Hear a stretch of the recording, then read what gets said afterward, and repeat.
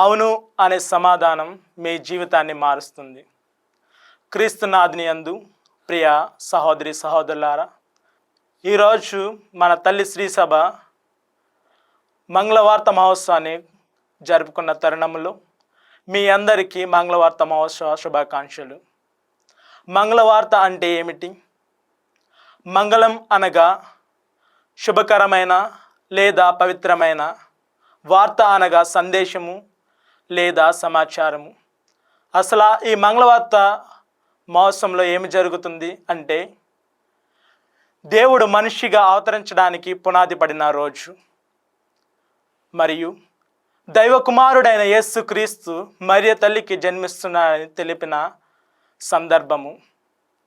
ఈరోజు మనం విన్న వాక్యము క్రైస్తవ విశ్వాసానికి హృదయముగా నిలుస్తుంది. గాబ్రియేలు దేవదూత మరియ తల్లి దగ్గరికి వచ్చి, అనుగ్రహ పరిపూర్ణురాల, నీకు శుభము, ఏలిన వారు మీతో ఉన్నారు అనెను. ఇందులో మనకు ఒక గొప్ప సత్యాన్ని తెలియజేస్తుంది. అదేమిటంటే, దేవుడు తన రక్షణ ప్రణాళికలో మానవులకు కూడా భాగ్యమిస్తున్నారు. మరియ ఒక సాధారణ యువతి, కానీ దేవుని కృప ఆమెను అసాధారణమైన పాత్రకు సిద్ధం చేస్తుంది.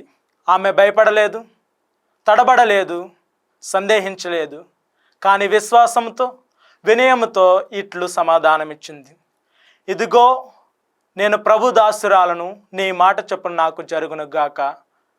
ఈ సమాధానంలో ఆమె యొక్క సంపూర్ణ సమర్పణ, సంపూర్ణ విశ్వాసము, సంపూర్ణ విధేయత మరియు సంపూర్ణ ప్రేమ కనిపిస్తుంది. మన జీవితాల్లో కూడా దేవుడు తన రక్షణ ప్రణాళికను జరపాలనుకుంటున్నారు. మరియు మన సమాధానం అవును అనే పదం ఆయనకు అవసరం. మరియ తల్లిలాగా దేవుని వాక్యానికి సమర్పితమైతే ఆయన మన జీవితాల్లో కూడా చాలా అద్భుత కార్యములు చేస్తాడు. అదేవిధముగా మన బలహీనతలను కృపావరములుగా మార్చి మనలో అలవరుస్తారు. ప్రియ క్రైస్తవ సోదరులారా, ఈనాటి వాక్యంలో 2 సత్యాలను మనం గమనించాలి. మొదటిది, దేవుని కృప మన జీవితాన్ని మారుస్తుంది. రెండవది, మన విశ్వాసం దేవుని చిత్తానికి అంగీకారం అవుతుంది. తద్వారా ఆయన మనలో తన రక్షణ ప్రణాళికను నెరవేర్చుతారు.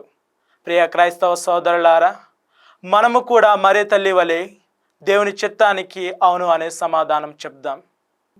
ఆయన కృప మనలో ప్రవహించి మన జీవితాలు ఆయన మహిమకు ఉపయోగపడే సాధనాలుగా ఉండాలని ప్రార్థిద్దాం.